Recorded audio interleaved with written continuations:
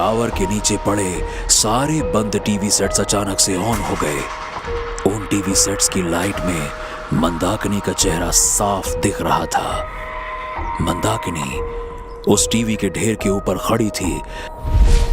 मंदाकिनी धीरे धीरे हवा में तैरती हुई देविका की तरफ बढ़ने लगी। उसके पूरे शरीर से अजीब सी लहरें निकल रही थी।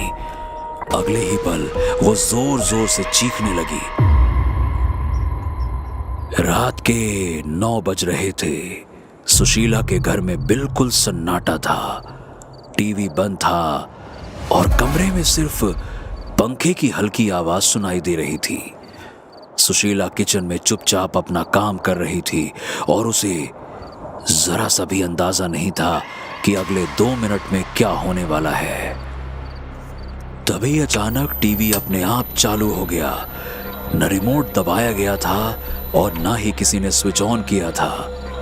स्क्रीन पर बस टेढ़ी मेढ़ी सफेद काली लकीरें नजर आने लगी और उन्हीं के बीच से एक औरत के रोने की दर्द भरी आवाज पूरे कमरे में गूंजने लगी। थोड़ी देर पहले टीवी बंद किया था मैंने। ये बंटी भी ना दिन भर टीवी में घुसा रहता है और जिसको तो मैं नहीं छोड़ने वाली। बंटी! सुशीला बंटी को आवाज लगाते हुए लिविंग रूम में आई, लेकिन लिविंग रूम में कोई नहीं था। सुशीला को लगा कि बंटी उसकी आवाज सुनते ही भाग गया होगा। टीवी से आ रही औरत की आवाज तेज होती जा रही थी। सुशीला ने बाहर की तरफ एक नजर देखा और बंटी को डांट लगाई। तू अंदर आ, तेरी खैर नहीं। टीवी का शोर बढ़ता हुआ देख सुशीला ने तुरंत रिमोट उठाया और कई बार ऑन ऑफ का बटन दबाया, पर टीवी बंद ही नहीं हुआ।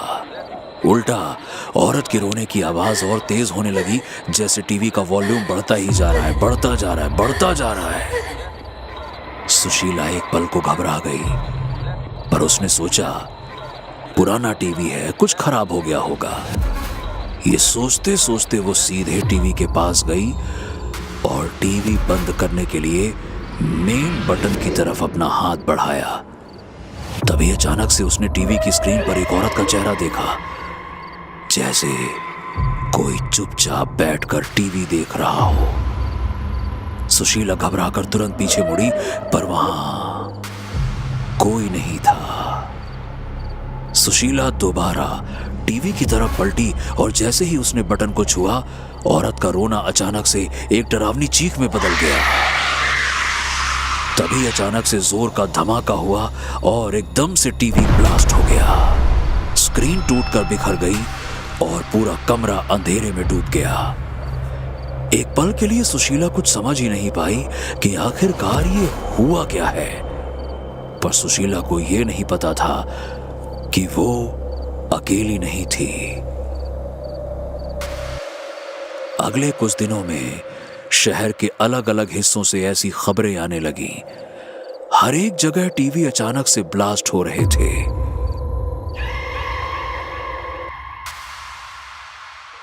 बेंगलोर के एक बड़े टेक ऑफिस में बिल्कुल अलग ही माहौल था। सब लोग इधर उधर से भागम भागी कर रहे थे, कोई इधर भाग रहा, कोई उधर भाग रहा।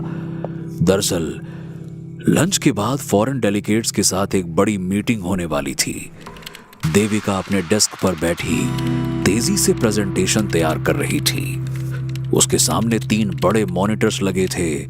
उंगलियां धड़ाधड़ कीबोर्ड्स पर बिना रुके दौड़े जा रही थीं। हेडफोन्स कान में थे और आंखें बस स्क्रीन पर टिकी हुई थीं। तभी उसकी कलीग लीला अपनी चेयर खिसकाते हुए उसके पास आई। देविका, हेडफोन्स निकाल, ये देख। लीला, मुझे परेशान मत कर, मुझे प्रेजेंटेशन फाइल करना है। अरे देविका, छोड़ वो प्रेजेंटेशन। ये टीवी बॉम्ब वाली न्यूज़ देख। कल रात टीवी ब्लास्ट में एक और आदमी मर गया। न्यूज़ वाले बोल रहे हैं कोई terrorist group cable line hack करके सबके घरों की टीवी उड़ा रहे हैं। ये सुनते ही देविका ने लीला के फोन की तरफ देखा। न्यूज़ में एक जला हुआ टीवी दिख रहा था। आसपास पुलिस की बैरिकेडिंग लगी थी और लीला के चेहरे पर घबराहट साफ दिख रही थी। लेकिन देविका को न्यूज से ज्यादा उस बकवास टेररिस्ट ग्रुप वाली थियरी पर गुस्सा आ रहा था। हैकिंग, केबल लाइन से टीवी ब्लास्ट हो रहे हैं। वाह, क्यों नहीं हो सकता ये? लीला घर जाकर अपना सीआरटी टीवी देखना। उसमें ना इंटरनेट होता है ना कोई स्मार्ट सिस्टम। उसे हैक करने के लिए कोई सॉफ्टवेयर नहीं बना इस दुनिया में। ये मीडिया वाले टीआरपी के लिए आजकल कुछ भी खबर चला देते हैं। लीला वहां से चली गई, पर देविका का ध्यान अब भी उस न्यूज पर ही अटका हुआ था। कुछ तो गड़बड़ थी और देविका को आधी अधूरी बातें बिल्कुल पसंद नहीं थी। शहर में इतना डर फैल गया था कि लोग अपने घरों से टीवी निकाल कर कचरे में फेंकने लगे थे। पुलिस ने पूरे शहर में अनाउंसमेंट करवा दिया था कि रात को कोई भी अपना टीवी सेट चालू नहीं करेगा और जरूरत ना हो तो घर से बाहर भी नहीं निकलेगा। पूरे शहर में जैसे डिजिटल कर्फ्यू लग गया था। उस रात देविका अपने घर में इधर से उधर घूम रही थी। उसका घर किसी छोटे टेक लैब से कम नहीं था। हर तरफ वायर्स, सर्किट बोर्ड्स और टूल्स बिखरे पड़े थे, पर उसके दिमाग में बस वही न्यूज घूम रही थी। न्यूज वाले जो बोल रहे थे वो बात देविका को बिल्कुल हजम ही नहीं हो रही थी। सोच देविका, 3 मौत, तीनों अलग घर, अलग टीवी सेट, मॉडर्न टीवी से लेकर पुराने डब्बे तक। इनमें कॉमन क्या है? केबल नहीं, कंपनी बिल्कुल नहीं। देविका को ये तो समझ में आ गया था कि ये किसी टेररिस्ट ग्रुप का काम तो नहीं है। ये कुछ और था, कोई सिग्नल जो रोज ठीक 9 बजे चालू हो रहा था। उसने तुरंत अपना आरएफ मीटर उठाया, टेबल पर रखा और घड़ी की तरफ देखा। टाइम था 8:59। जैसे ही घड़ी में ठीक 9 बजे आरएफ मीटर का कांटा एकदम से तेजी से ऊपर चला गया। कमरे में एक अजीब सी तेज आवाज गूंज उठी। शेल्फ पर रखा पुराना सीआरटी मॉनिटर अचानक से अपने आप चालू हो गया और उसकी स्क्रीन चमकने लगी। Oh shit! इससे पहले कि देविका कुछ समझ पाती, मॉनिटर जोर के धमाके के साथ ब्लास्ट हो गया और कांच के टुकड़े पूरे कमरे में हर तरफ बिखर गए। देविका जमीन पर बैठी तेज सांसें ले रही थी, लेकिन उसके चेहरे पर डर से ज्यादा गुस्सा था। अब ये सिर्फ एक न्यूज नहीं थी, बात उसके घर तक आ पहुंची थी। वो धीरे से खड़ी हुई, धुआं छोड़ते मॉनिटर को देखा और लगातार बीप करते हुए आरएफ मीटर की तरफ देखा। सिग्नल मिल गया है, अब सोर्स भी मिल ही जाएगा। उस रात देविका ने पूरे शहर में घूम घूम कर उस सिग्नल को ट्रैक करना शुरू कर दिया। हर जगह से रीडिंग ली और फिर मैप पर लाइंस खींची और आखिर में सारी लाइंस जाकर एक ही जगह पर मिली, शहर का सबसे पुराना इलाका। देविका अपनी रॉयल एनफील्ड लेकर उस पुराने मोहल्ले के चौक में पहुंची। वहां का मंजर देखकर किसी को भी डर लग जाए। सड़क के किनारे टूटे हुए और जले हुए टीवी का ढेर लगा था। देविका अपनी बुलेट से उतरी। उसके हाथ में आरएफ मीटर लगातार बीप कर रहा था। मीटर की फ्रीक्वेंसी उसे धीरे धीरे चौक के उस पार बने एक खाली प्लॉट की तरफ ले जा रही थी, जहां अंधेरे के बीच एक नया टेलीकॉम टावर खड़ा था। उस टावर के नीचे भी कुछ टूटे हुए टीवी का ढेर लगा था। पास ही एक बूढ़ा दुकानदार अपनी दुकान बंद कर रहा था। देविका उसके पास गई। काका, 1 मिनट, ये टावर कब लगा यहाँ? बस 1-2 साल पहले ही लगा होगा बेटा। पहले यहाँ कुछ भी नहीं था, खाली जमीन थी बस। और उससे पहले? काका कुछ पल के लिए चुप हो गए।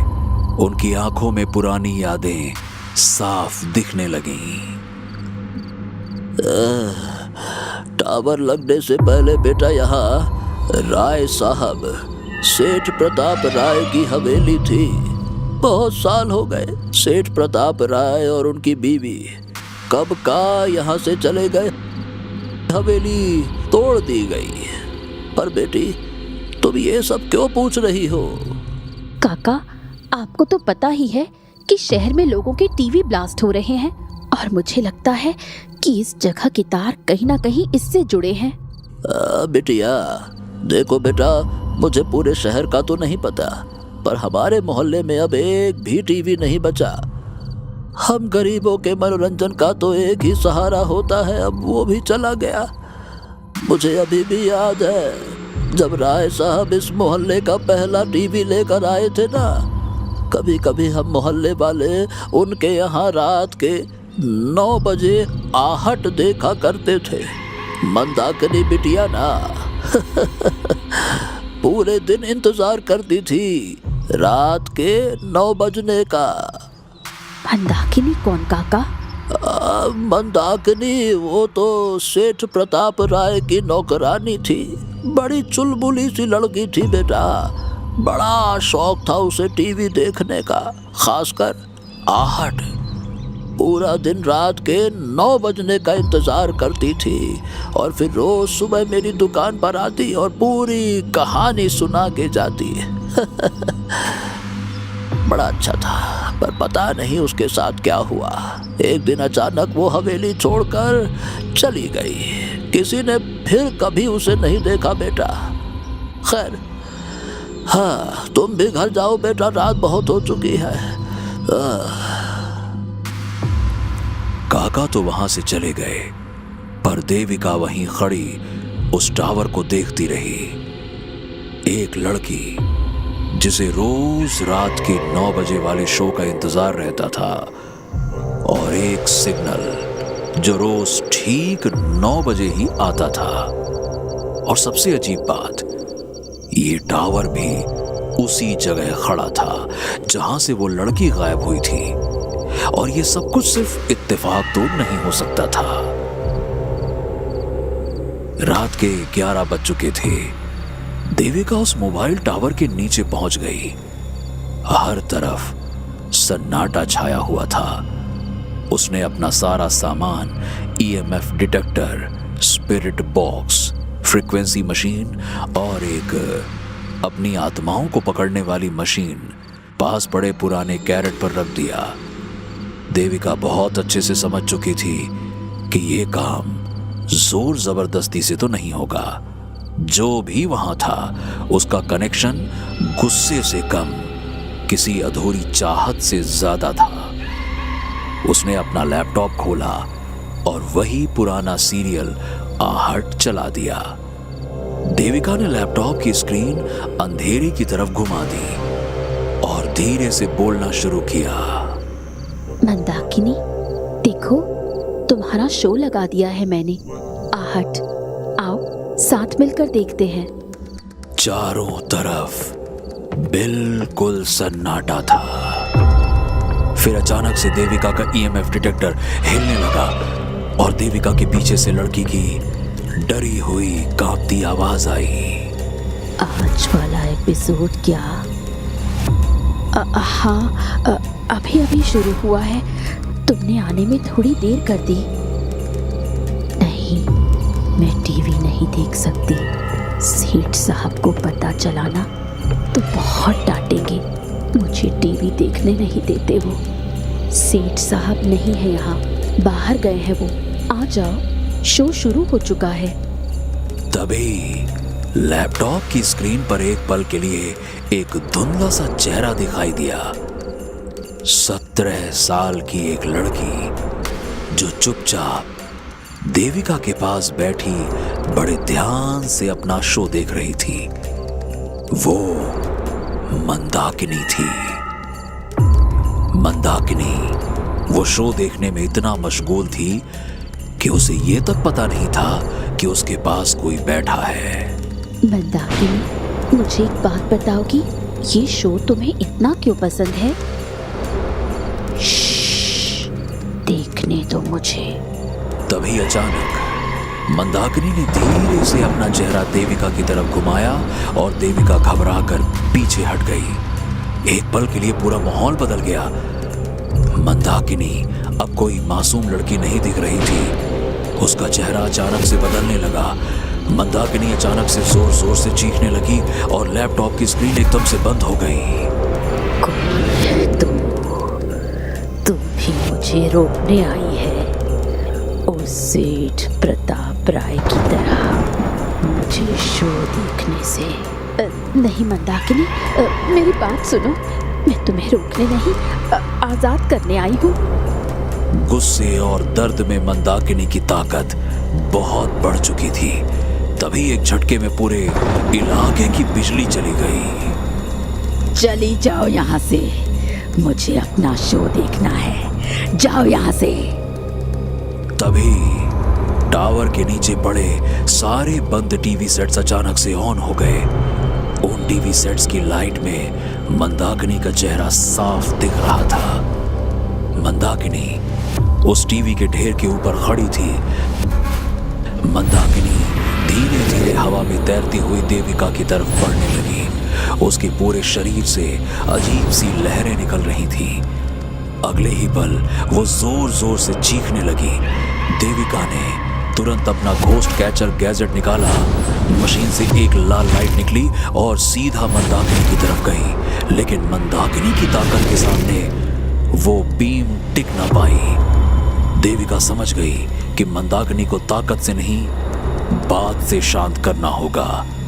वो हिम्मत करके धीरे से मंदाकिनी से बोली, मेरी बात सुनो मंदाकिनी, मैं तुम्हें परेशान करने नहीं आई हूँ। मैं क्यों रोकूंगी तुम्हें तुम्हारा शो देखने से? मैं तो बस तुम्हारे साथ तुम्हारा शो देखने आई हूँ। मेरी बात सुनो। ये सुनकर मंदाकिनी की डरावनी चीख अचानक से रुक गई। वो धीरे धीरे देविका के पास आई और एक दर्द भरी आवाज में उससे पूछा, तुम मेरे साथ मेरा शो देखोगी? हाँ मंदाकिनी, पर उससे पहले तुम्हें मुझे ये बताना होगा कि तुम्हारे साथ क्या हुआ था। मेरा नाम मंदाकिनी है। 25 साल पहले मैं इस हवेली में काम करती थी। मेरा अपना कोई नहीं था, ना घर, ना परिवार, ना कोई चीज जो सिर्फ मेरी हो। पर मुझे हर दिन रात के 9 बजे का इंतजार होता था। वो रात का आधा घंटा बस मेरा होता था। मैं चुपचाप सीढ़ियों पर बैठ जाती और टीवी पर आहट देखती, साहब और मेम साहब के साथ।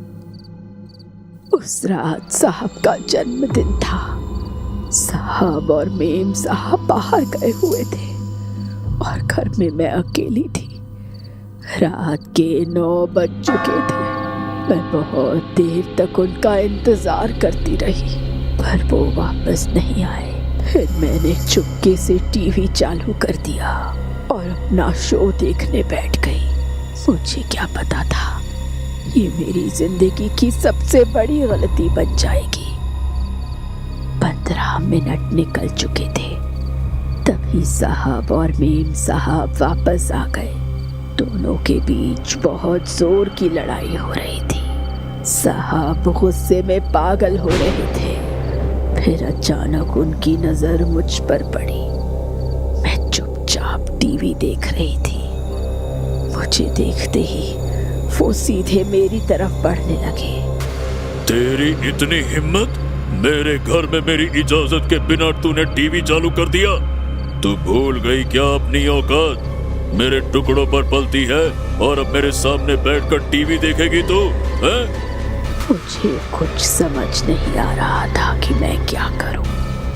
मैंने डरते डरते अपना हाथ टीवी की ओर बढ़ाया ताकि उसे बंद कर सकूं। तभी अचानक पीछे से सेठ प्रताप राय ने मेरा सर टीवी की स्क्रीन में दे मारा। टीवी की स्क्रीन टूट गई और वो टूटी हुई स्क्रीन मेरे खून से लाल हो गई और वहीं मेरी मौत हो गई। मरते मरते भी मेरे दिमाग में बस एक ही बात चलती रही कि काश मैंने ये एपिसोड पूरा देख लिया होता। सेठ साहब ने उसी रात घर के आंगन में एक गड्ढा किया, मुझे वहीं दफना दिया। उन्होंने मोहल्ले वालों को बोल दिया कि मैं अपने गांव चली गई हमेशा के लिए। तब से आज तक मैं भटक रही हूँ अपनी अधूरी चाहत पूरी करने। हर रात 9 बजे निकलती हूँ मैं अपना शो देखने। लोगों के घर टीवी ऑन करती हूँ, पर जब वो टीवी बंद कर देते हैं तो मैं अपने आप को रोक नहीं पाती। तुम ही बताओ, क्या इतना बड़ा गुनाह किया था मैंने जिसकी सजा मुझे मौत के रूप में मिली? ये सुनकर देविका की रूह कांप गई। उस टावर के नीचे बिल्कुल सन्नाटा छा चुका था। देविका चुपचाप वहां खड़ी मंदाकिनी को देख रही थी। उसे समझ नहीं आ रहा था कि इतनी छोटी सी बात पर कोई किसी को कैसे मार सकता है। मंदाकिनी, जो तुम्हारे साथ हुआ वो बहुत गलत था। जो हो गया उसे भूल जाओ। उसी वक्त पूरे मोहल्ले की बिजली वापस आ गई। टावर पर लगी लाल बत्ती फिर से जल उठी और लैपटॉप की स्क्रीन दोबारा रोशन हो गई। देविका ने चुपचाप सीरियल फिर से शुरू से चला दिया। लाइट आ गई, देखो। अब कोई नहीं आएगा तुम्हें रोकने, ना सेठ, ना बिजली, ना मैं। देख लो पूरा एपिसोड। मंदाकिनी धीरे धीरे स्क्रीन के पास आकर बैठ गई। उसके चेहरे पे एक अजीब सा सुकून और खुशी थी। मंदाकिनी लैपटॉप की स्क्रीन को पूरे ध्यान से देख रही थी, जैसे सालों पुरानी उसकी अधूरी ख्वाहिश आज जाकर पूरी हो रही थी। आधा घंटा निकल गया। वो एपिसोड खत्म हो चुका था और उसके साथ ही मंदाकिनी भी धीरे धीरे हवा में घुल गई और लैपटॉप की स्क्रीन अपने आप बंद हो गई। पास में खड़ी देविका के चेहरे पे सुकून था। उसने मंदाकिनी की आत्मा को मुक्त कर दिया था। किनी ने अपनी बुलेट स्टार्ट की और वहां से अपने घर के लिए निकल गई। अब शहर में सब कुछ शांत था। टीवी टूटने बंद हो गए थे, लेकिन देविका जानती थी कि दुनिया में आज भी बहुत सी अधूरी चाहतें भटक रही हैं और न जाने कब कोई नया केस उसके दरवाजे पर आ जाए। दोस्तों, कैसी लगी आपको ये खौफनाक और रोमांचक कहानी? नीचे कमेंट करके जरूर बताइए। और अगर आपको ये कहानी पसंद आई तो लाइक, शेयर और भूतनाशक पार्टी को सब्सक्राइब करना ना भूलें। हर शुक्रवार हम लाएंगे एक नई हॉरर स्टोरी, तो तुरंत बेल आइकन को दबा दें ताकि ऐसी ही हैरत अंगेज कहानी आपसे कभी छूट ना जाए, क्योंकि डरोगे तभी तो आगे बढ़ोगे।